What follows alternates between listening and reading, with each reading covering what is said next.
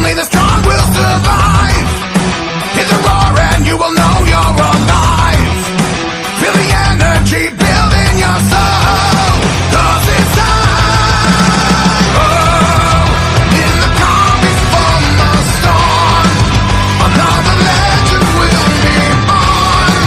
Another battle will be won. We will rise.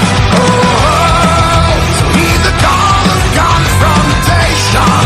Today we feed our domination. Secure a legacy that will never die. Be immortalized.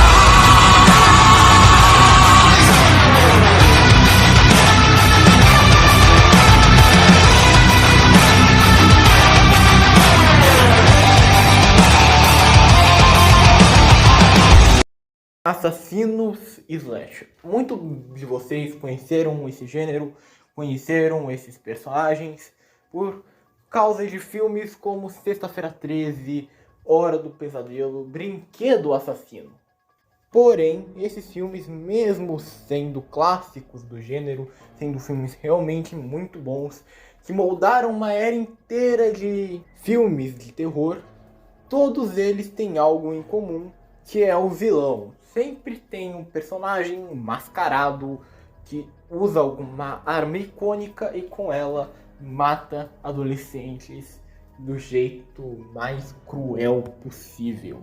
Mas vamos de onde tudo isso iniciou, que foi nos anos 70, com os dois vilões que moldaram esse gênero inteiro. O primeiro deles é o Leatherface, da franquia Massacre da Serra Elétrica. Filme que foi lançado em 1974 e foi dirigido por Todd Hooper. O segundo deles é o assassino de babás, Michael Myers, que foi estreado no filme Halloween de 1978. Esse dirigido por John Carpenter. Os dois diretores são entusiastas do gênero terror e fizeram, além desses dois grandes filmes, moldaram esses dois assassinos para o gênero, ainda moldaram mais filmes icônicos do gênero. O Carpenter também foi responsável pelo Enigma de Outro Mundo. Todd Hooper não vou lembrar agora, mas eu sei que ele é um grande entusiasta do gênero. Mas enfim, num confronto mortal entre esses dois assassinos, que simplesmente moldaram uma era inteira, quem sairia vencedor? Bom, descubra aqui agora no Oi Gatos. Bom, no caso aqui a gente vai estabelecer umas regras, tipo as contas básicas para esse confronto acontecer. E no caso vai ser aqui no quesito cronologia, porque para quem acompanha as duas franquias do gênero terror, sabem que elas têm uma cronologia deveras confusa, minimamente falando. Isso porque a franquia do Michael Myers e do Leatherface são franquias com muitos filmes. Muitos filmes se perdem no caminho. Então, para considerar isso de uma forma mais básica, o Halloween, o Michael Myers, tem no total de 13 filmes.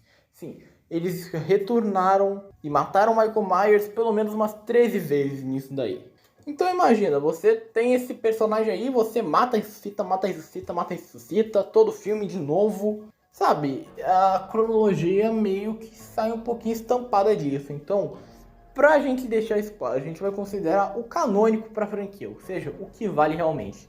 E o que vale pra franquia do Michael Myers? Bom, são 4 filmes no total que valem, que é o Halloween de 78, Halloween de 2018, Halloween Kills de 2021 e agora o Halloween Ends de 2022. Pro caso do Leatherface, ele não tem tantos filmes quanto o Michael Myers. Ele no total tem 9 filmes, mas o Leatherface é um caso mais único, porque os únicos filmes da franquia que realmente fizeram sucesso foram o primeiro e o remake de 2003. De resto, a maior parte foram sequências perdidas no meio do caminho. Então, a gente teve uns reboots no meio da saga também. Porém, o principal, ou seja, o atual canônico da franquia, que eu acho que vai mudar bem facilmente daqui a uns anos, são 2 filmes canons, que é o Massacre da Serra Elétrica original, o de 1974, e sua sequência de mais de 40 anos depois, que é o Massacre da Serra Elétrica, o Retorno de Leatherface, de 2022. São só esses 2 filmes que atualmente valem para a franquia. Bom, atualmente. Mas enfim, no caso aqui a gente também vai consolidar outras coisas. Primeiro, a gente vai considerar o Michael mais ou menos entre o Halloween de 2018 e o Halloween Kills, que é o auge do personagem. Já que no Halloween de 78, embora ele apresente feitos super-humanos, nenhum deles se consolida muito acima da média. E no Halloween Ends ele tá claramente nerfado, tanto que perdeu para uma porradaria bruta com um humano normal no filme. Então, se a gente for considerar um ponto aqui do Michael Myers, vai ser com certeza entre o filme de 2018 e o Halloween Kills, que se passam literalmente na mesma noite, né? No mesmo momento. Então, é bem fácil considerar eles. Agora pro Leatherface a gente vai considerar mais o filme de 2022, né? O último que teve, que foi o Retorno de Leatherface.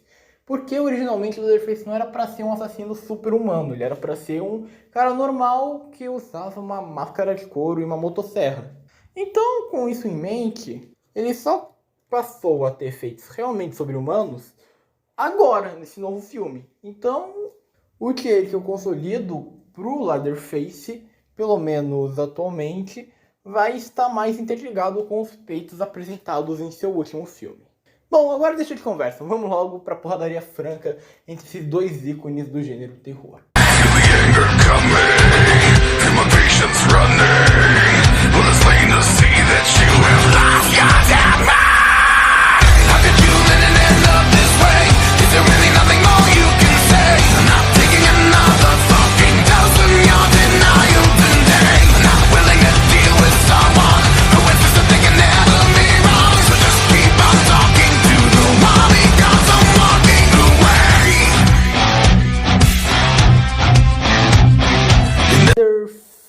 Leatherface é o vilão principal da saga de filmes Massacre da Serra Elétrica, no qual é composta por 9 filmes, mas só 2 deles são canons. E a história do personagem já foi contada e recontada pelo menos 2 vezes dentro dessa franquia, só que as 2 vezes foram rebootadas. Então atualmente a gente não sabe muito bem qual a motivação e origem do Leatherface. E no caso aqui a gente só sabe que ele é um assassino canibal que faz parte de uma família de canibais que vive numa fazenda do Texas, que espera suas vítimas irem passando perto da sua fazenda para que assim o Leatherface possa agir para matá-las. Nisso ele mata suas vítimas com sua motosserra, arranca a pele do corpo delas para fazer máscaras, literalmente no plural, e por fim ele come o resto do corpo conjunto à sua família numa grande e incrível mesa de jantar. E bom, é isso mais ou menos que a gente sabe sobre ele. E bom, como eu disse antes, os feitos principais dele ficam em sua sequência, não no filme original. Então a gente aqui vai explicar só o básico mesmo sobre o primeiro filme. Mas no caso aqui em feitos, ele pega a parede. E seus feitos mais sólidos são fazer um grande massacre dentro de um ônibus, onde ele era capaz de literalmente fazer farofa das pessoas com uma enorme facilidade. E bom, ele repete esse feito diversas vezes no mesmo filme, então pelo menos dessa vez não dá para considerar um outlier. Ele foi capaz de quebrar a mão de uma pessoa facilmente, aguentou disparos a curta distância de um fuzil, e vale lembrar que esses disparos não fizeram um mínimo impacto no Leatherface, então isso é tipo coisa mais normal do mundo para ele. E por fim, ele aguentou ser perfurado pela sua própria motosserra, e mesmo que tenha sido nocauteado logo depois disso, pouco depois ele conseguiu se levantar, e ainda teve força suficiente para facilmente arrancar a cabeça de uma mulher com sua motosserra, sendo que ela estava andando em um carro em movimento, o que pode aumentar seu feito para níveis maiores ainda. Então, com tudo isso em base, o Leatherface pega mais ou menos rua numa baseline muito alta entre parede. Em questão de velocidade, o certo mesmo seria colocar ele como subsônico, já que ele foi capaz de reagir a disparos de curta distância de um fuzil, o que dá para ele uma base bem sólida, assim como subsônico.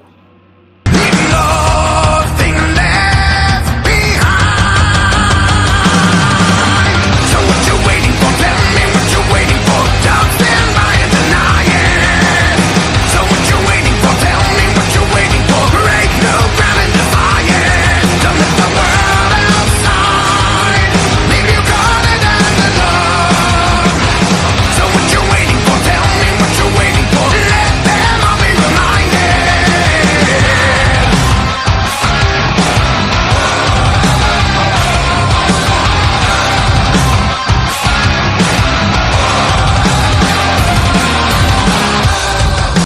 Myers. Bom, Michael Myers era um garoto que vivia na pacata cidade de Redonfield.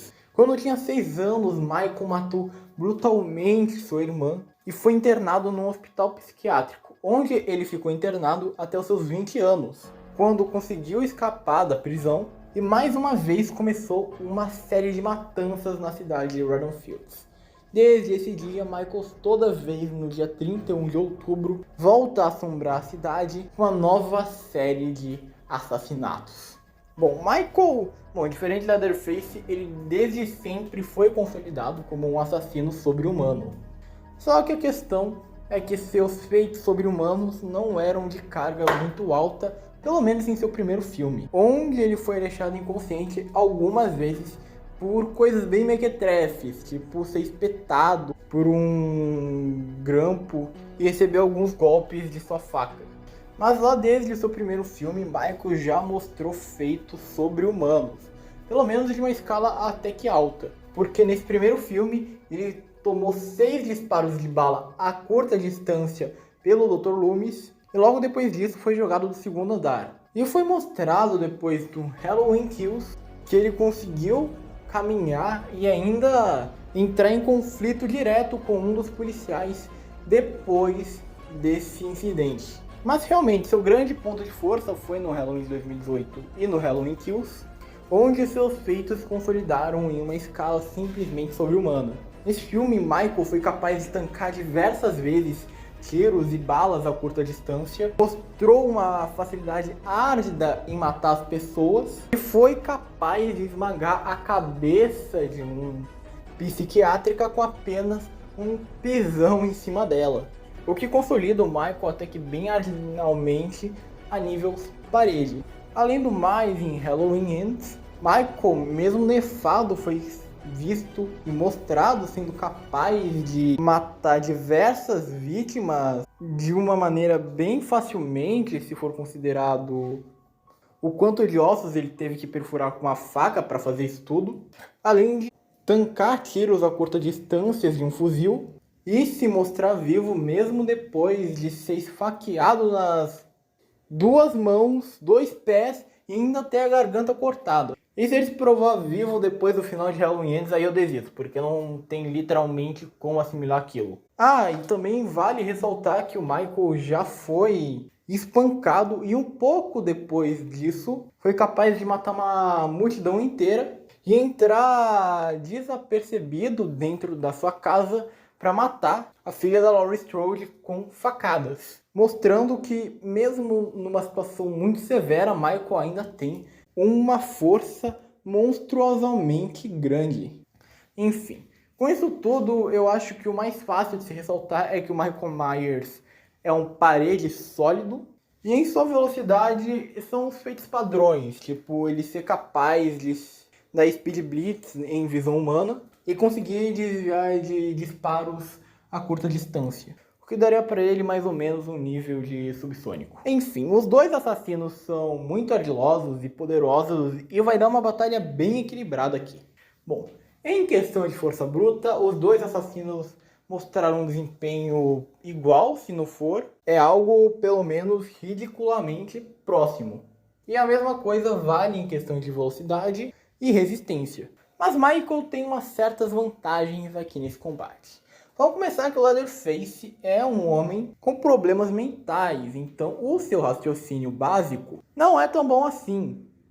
Além do que ele é facilmente manipulado, sua experiência em matança muito provavelmente tem muito a ver com sua família, que dava para ele as suas respectivas ordens para fazer um massacre. E a primeira vez que ele agiu sozinho foi no segundo filme lá, que é o Retorno do Leatherface, onde ele até se saiu bem, mas mostra que, pelo menos em questão de experiência, ele não é um assassino com tanta experiência solo assim, diferente do Michael Myers, onde ele tem um vasto nível de experiência no nível de matança e ainda possui vantagem em inteligência e até em mudar estratégias que ele já se mostrou fazendo, como ele se fantasiando de fantasma para enganar uma mina lá no primeiro filme e assim conseguir matar ela mais facilmente. Então, com isso em mente, Michael ele tem vantagem em pelo menos experiência e inteligência, e em atributos físicos, os dois são minimamente semelhantes. Eu diria que o Michael tem uma vantagem aí, porque ele se mostrou capaz de dar Speed Blitz em olhos humanos, algo que o Leatherface nunca mostrou ser capaz de fazer.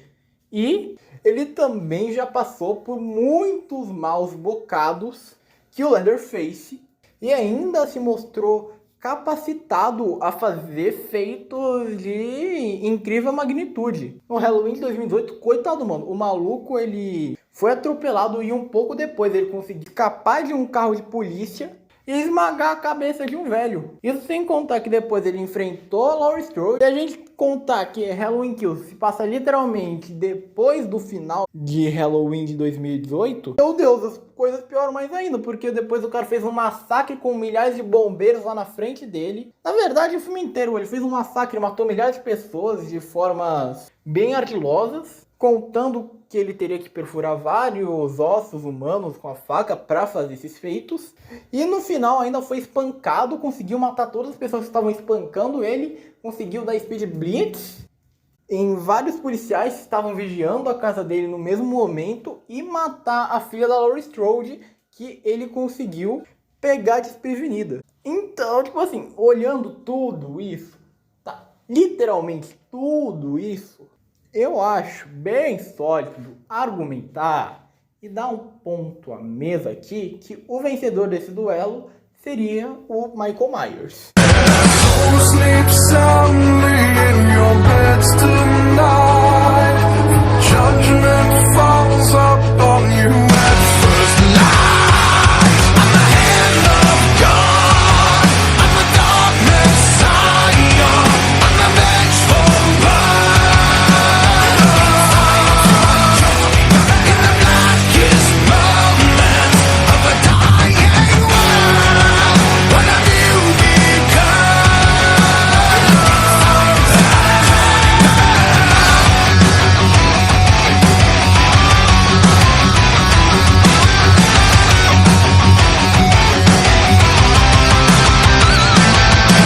Mas enfim, a gente tem que lembrar que enquanto a saga do Michael Myers já está por encerrada, o Leatherface começou sua nova saga agora, né? No seu novo filme, que é o Retorno de Leatherface. Então, a gente pode contar que com futuros filmes, o Leatherface ele ganhe bem mais experiência de combate, tenha bem mais feitos e subfeitos, velocidade, reação, que possam dar pro Leatherface uma chance de se comparar ao Michael. Mas é isso, mano, tá ligado? Por enquanto, pelo menos, eu acho bem mais sólido mesmo, argumentar que o Michael Myers ganharia essas até que se pá facilmente. Se pá, tá? Porque os dois eles ainda têm uma força e velocidade muito semelhantes. Só que o Michael Myers demonstrou mais feitos, demonstrou mais experiência e demonstrou mais inteligência. Traduzindo, o Michael Myers tem uma vantagem em extremamente tudo aqui, mas não é uma vantagem assim avassaladora, tirando inteligência e experiência. Mas isso daí não são atributos que comprometem necessariamente para a vitória ou não de um oponente no combate. Então, com tudo isso em mente, como eu disse, eu acho que o ponto mais sólido de se argumentar aqui é que o vencedor seria realmente o Michael Myers. Mas fale aí nos comentários. O que você acha? Você acha que o Michael ganha? Você acha que o Leatherface ganha? Comente aí o que vocês acham, o que vocês pensam sobre isso tudo. Então se inscreva no canal, dá like, compartilha pra gente aqui poder continuar. Obrigado como sempre, então até. Valeu, falou e tchau.